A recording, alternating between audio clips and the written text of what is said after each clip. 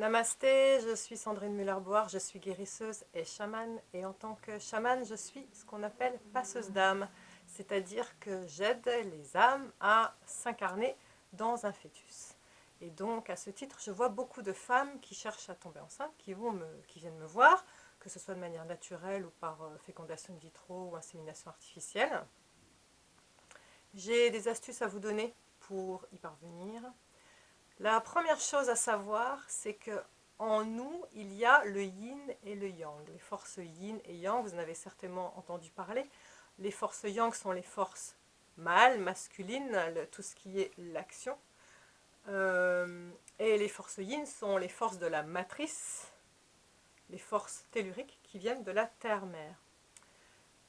Quand vous êtes fixé comme objectif d'être maman, vous devez d'être un yin géant. Vous devez d'être une matrice géante. Tout comme la terre-mère qui est immobile, figée, on va y mettre une graine à l'intérieur qui va germer. Eh bien, c'est exactement la même chose pour vous. Donc, quand on se prépare à être maman, ce qui est important, c'est d'être dans l'accueil, d'être le plus en cocooning possible. Vous devez d'abord vous cocooner vous-même pour ensuite pouvoir cocooner votre enfant. Ça veut dire quoi? Ça veut dire arrêter de vous plonger dans l'action au niveau de votre travail, de vous éparpiller. Tout ça, c'est fini. Quand on a l'objectif d'être maman, on doit se recentrer sur soi.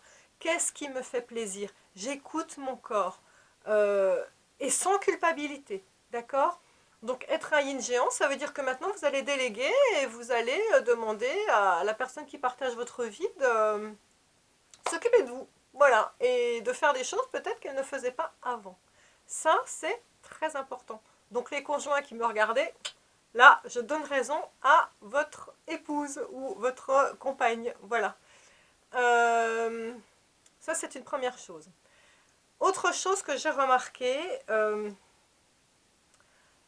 j'ai des femmes qui sont venues en me disant voilà, je n'arrive pas à tomber enceinte. Alors, j'ai eu par exemple parce que mon mari a des spermatozoïdes lents, parce qu'il est trop âgé, parce que moi je suis trop âgée, parce que j'ai une trompe sur deux qui ne fonctionne pas, parce que, bon voilà, ça c'est toutes les listes médicales, d'accord, qu'on vous donne, hein, qui vous disent pourquoi vous n'y arrivez pas. Alors oui, j'entends bien hein, que ce sont des freins.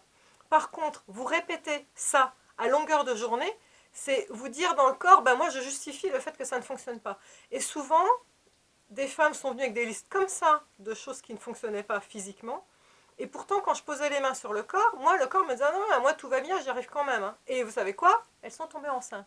Donc ce qui est important, c'est de ne pas donner de puissance à ce que la médecine vous dit par rapport à ça, et de ne pas laisser ces mots-là abaisser vos vibrations.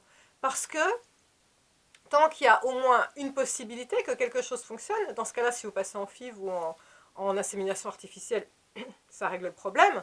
Mais même, imaginons si vous avez une trompe sur deux qui fonctionne, ça veut dire quoi? Ça veut dire qu'il y en a une qui fonctionne. Voilà. Moi, j'ai une amie extraordinaire aussi qui avait eu un cancer, à qui on a annoncé il y a 95% de chances pour qu'elle ne tombe pas enceinte. Qu'est-ce qu'elle a entendu, elle? Eh bien, il me reste 5%. Elle a eu une magnifique fille. C'est ça, d'accord? Retournez la pièce. Toujours. Ne voyez pas le côté négatif. Retournez la pièce. Ça, c'est super important parce que vous allez parler à votre corps et vous faites équipe avec votre corps. J'ai déjà vu aussi des femmes qui se disaient je me dis que je ne tomberai pas enceinte, comme ça, à chaque fois quand j'ai mes règles, je ne suis pas déçue. Donc, ce sera la bonne surprise, mais je me dis tout le temps, bah, comme ça, voilà, c'est pas grave si je tombe pas enceinte, il n'y a pas de hasard. Bon, parfait. Pareil, avec la loi d'attraction, alors je vous invite à regarder justement le post sur la loi d'attraction, le tableau de visualisation créatrice notamment, ou faire un pacte avec son ange gardien, ça c'est tous des trucs qui ont un rapport avec la loi d'attraction. Il faut que vous sachiez que vous envoyez une intention négative, vous récupérez une intention négative. Donc, non, arrêtez de vous dire ça. Rêvez du fait d'être maman, visualisez-le cet enfant et tout cet amour, tout ce que vous allez lui donner. Faites un petit tableau de visualisation créatrice. Mais pas de je me dis que c'est pas possible. Mais vous êtes déjà en train de le programmer. Donc ça, J'ai une femme, une fois, qui était venue en se disant ça, tout allait parfaitement bien dans son corps, et en réalité, quand j'ai mis la main au-dessus de son ventre, j'ai toujours des flashs de comment le corps réagit, et c'est comme s'il me parlait. Eh bien, je voyais que l'ovule fécondé ne pouvait juste pas s'accrocher aux parois. Parce que, en fait, elle avait donné l'ordre aux parois de dire non, bah tu ne l'accroches pas, hein, c'est pas possible, je le veux pas puisque j'ai dit que de toute façon je tomberais pas enceinte. Donc c'est aussi simple que ça, d'accord? Pour les personnes qui font les FIV et insémination artificielle, vous allez remarquer peut-être dans tous les cas de figure, bon ça j'ai un doute mais c'est à vous de voir, il y a des piqûres à faire, notamment pour développer les follicules. Alors, je sais que notre subconscient, qui représente 90% de notre corps, sachez-le, quand on fait des piqûres, qu'on s'injecte des produits, qu'on doit prendre des tonnes de médicaments, même si votre partie consciente se dit c'est pour mon bien, il faut que je le fasse, et bien que parfois même la partie consciente n'est pas d'accord, le subconscient se dira toujours oh là là, je me mets des saloperies dans le corps. Bon. Je vous dis, il y a même la partie consciente chez certaines personnes, au moment où on fait les piqûres, qui se dit oh là là, je suis en train de me mettre des saloperies dans le corps. Bon. Alors si c'est 100% de votre être, autant vous dire que c'est même pas la peine de le faire. Parce que c'est pareil, quand vous faites une piqûre et que vous vous dites oh là là, c'est vraiment, j'en ai marre de ces trucs, ça veut dire que toutes les cellules à l'endroit où vous avez piqué sont en ordre de bataille en disant oh là là, moi j'en veux pas, parce qu'elles ressentent cette crispation. Je vais vous prouver que c'est vrai. Un médecin qui vous fait une piqûre, vous savez les piqûres de vaccin, là, de rappel, il vous pince bien un endroit pour détourner l'attention sur l'autre. Ça veut dire qu'en mettant son attention sur la partie qui va être piquée, il y a une crispation.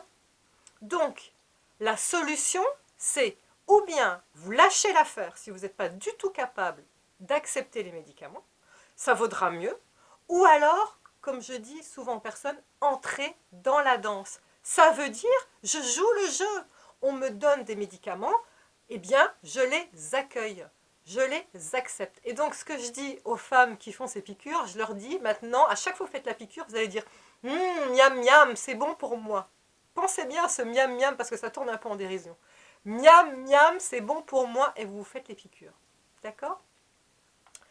Eh bien, maintenant, je vous propose de faire une méditation que vous pouvez faire tous les soirs, au moins une fois.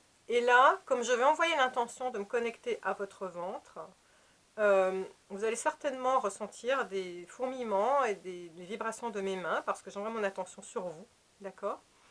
Et ou bien vous mettez cette vidéo tous les soirs, ou alors vous pouvez la faire en mémorisant le principe de base, parce que l'idée ici va être de se connecter à son corps et de lui demander le scénario voulu pour qu'il se conforme à vos rêves. En fait, ça consiste à dire à votre corps, là maintenant, c'est le rôle de ta vie.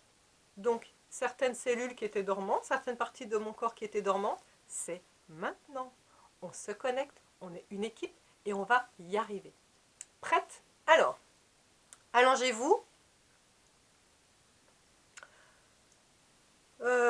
Vous n'avez plus besoin de regarder, hein. Fermez les yeux, vous suivez ma voix et vous allez prendre une bonne grande inspire. Bloquez un petit peu la respiration. Et on souffle par la bouche, on enlève toutes les tensions. Et encore une bonne grande inspire. On bloque encore, encore. Et on souffle. Super. Vous allez mettre les mains sur votre ventre. Ressentez la chaleur qui se dégage de vos mains. Et sentez cette chaleur qui, petit à petit, va irriguer le ventre. Vous allez imaginer qu'il y a comme un petit ballon de lumière, un petit soleil placé sous vos mains, carrément dans le ventre. Ce ballon a une couleur blanc éclatant ou jaune comme un soleil au zénith. Ressentez sa chaleur, voyez ses rayons qui illuminent tout le ventre. Cette chaleur relâche bien les intestins. Elle va jusqu'au rein. toute cette partie du ventre et du bas-ventre est très relâchée. Laissez ce soleil prendre sa place, bien rayonner. Prenez le temps de bien ressentir ces énergies puissantes à l'intérieur de vous. Vous vous êtes connecté à votre matrice. Laissez ce petit soleil là où il est. Et maintenant, je vais juste vous demander d'activer votre visualisation. Vous allez avoir des images dans votre tête, c'est tout. Vous ne vous connectez pas au reste du corps puisque nous sommes maintenant connectés au ventre. Je veux juste que vous fassiez un petit film dans votre tête et que vous suiviez mes instructions. On va commencer par imaginer un ballon, vous savez les ballons qu'on gonfle là, les ballons en plastique, de couleur orange. Visualisez bien ce ballon orange qui est bien gonflé dans votre tête. Si vous l'avez maintenant, vous allez faire gonfler les parois de ce ballon orange et elles vont devenir comme de la mousse, comme si c'était un ballon de basketball. Vous voyez, un gros ballon de basketball. Et ces parois qui étaient fines, avec votre visualisation, vous allez les rendre épaisses et spongieuses, comme des parois en mousse. Attention, l'intérieur du ballon est toujours creux. Ce sont juste les parois qui vont s'étoffer et devenir spongieuses. Je vous laisse le temps de bien visualiser votre ballon qui se transforme en ballon de basket, toujours avec un beau grand vide à l'intérieur et de belles parois orange et spongieuses. Parfait. Maintenant, vous allez imaginer votre ovule à l'intérieur. Alors, il est tout petit, de la taille d'un petit ongle, hein, l'ongle du petit doigt. Vous allez lui donner une couleur, c'est vous qui choisissez. Puis vous le voyez qui se balade à l'intérieur de ce ballon, là, il se promène. Voyez-le qui se promène. Gardez bien la couleur, hein.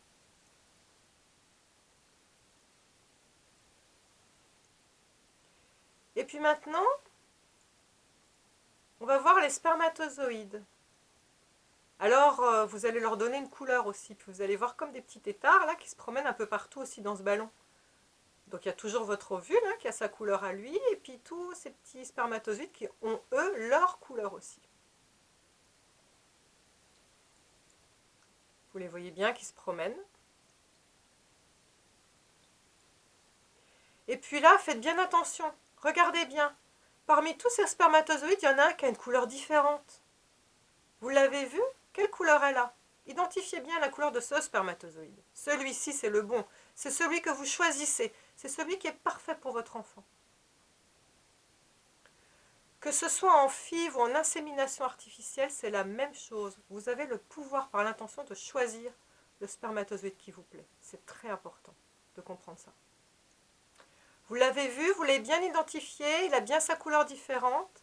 Parfait, eh bien faites-le s'approcher de votre ovule. Faites une petite danse amoureuse, laissez-les se rencontrer d'abord.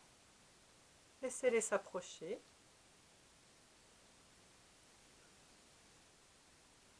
Et puis tenez-vous prêt à faire la rencontre.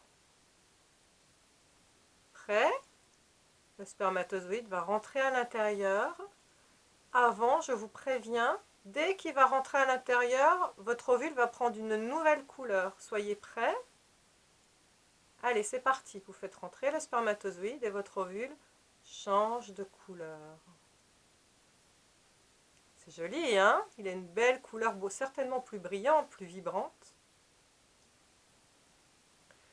Maintenant, est-ce que vous voyez comment c'est un chardon? Vous voyez une petite boule avec des picots comme ça? Eh bien, cet ovule qui a la nouvelle couleur, cet ovule fécondé, regardez bien, il devient comme un chardon. Il y a des petits picots qui poussent.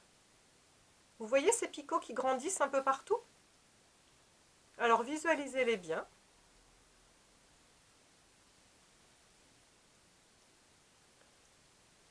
Et si maintenant vous avez les petits picots, vous allez déplacer cet ovule petit chardon vers une des parois du ballon. Prenez le temps, déplacez-le, peu importe où, déplacez-le vers une des parois du ballon. Et hop, ça touche. Regardez bien, là où il y a les picots qui touchent, d'un seul coup, ça devient des racines. Il y a des racines qui se forment au bout des petits picots, des ramifications qui vont s'enfoncer loin, loin, loin dans la paroi, qui s'accrochent à cette paroi, qui s'accrochent à la vie. Ressentez-les. Faites entrer ces picots bien loin dans la paroi.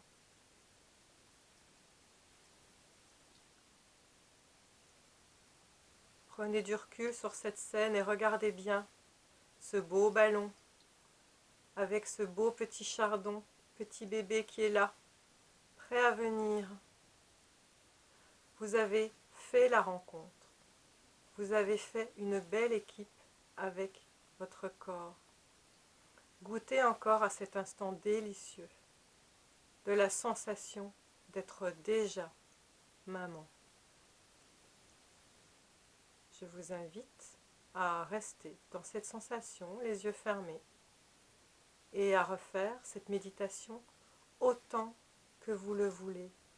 Ça ne peut que vous être très, très bénéfique. Je vous envoie toutes mes bonnes vibrations, toutes mes bonnes énergies. Et je vous souhaite le meilleur pour cette nouvelle vie. Namasté.